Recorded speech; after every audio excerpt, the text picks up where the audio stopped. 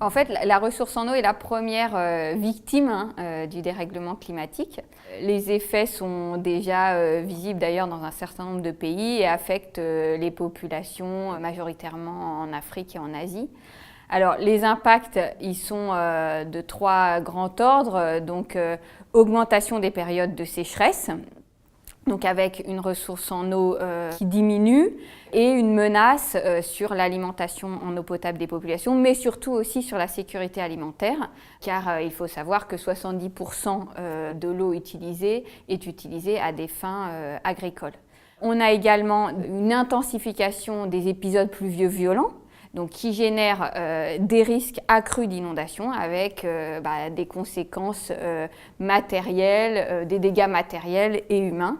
Et puis la remontée des eaux, avec là aussi des dégâts matériels et humains, et puis aussi une menace sur la ressource en eau à travers la salinisation de l'eau qui peut du coup plus être mobilisée pour l'alimentation en eau potable ou l'agriculture.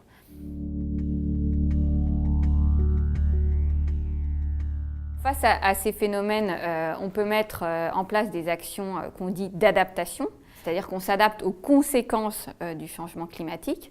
Alors ces actions, elles ont été chiffrées, les coûts sont colossaux, 10 milliards d'euros par an sur les 40 années à venir. Et surtout, ce qui est important, c'est qu'elles concernent à 85% les pays en développement et en premier lieu l'Afrique subsaharienne. C'est pour ça que les conséquences du réchauffement climatique sur la ressource en eau, c'est un enjeu majeur pour l'AFD.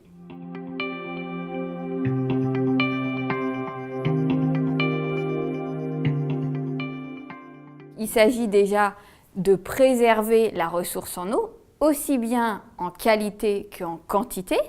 Par exemple, au Maroc, l'AFD accompagne les autorités dans la réalisation de programmes d'assainissement, de traitement des eaux usées, donc on préserve là la qualité de la ressource en eau, mais également des actions de réduction des fuites dans les réseaux d'eau potable, et également de développement de techniques d'irrigation moins consommatrices d'eau. Donc là, on gère la ressource en quantité, c'est-à-dire qu'on essaye d'améliorer l'utilisation de chaque volume d'eau.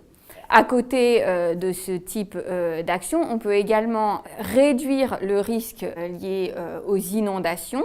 Il s'agit d'accompagner les autorités, comme l'AFD le fait au Gabon ou au Congo, dans l'amélioration de la connaissance sur la ressource en eau, la mise en place de systèmes d'alerte, et puis, bien sûr, le financement d'infrastructures de drainage des eaux de pluie qui vont donc permettre de réduire les conséquences de ces inondations sur les biens et les populations.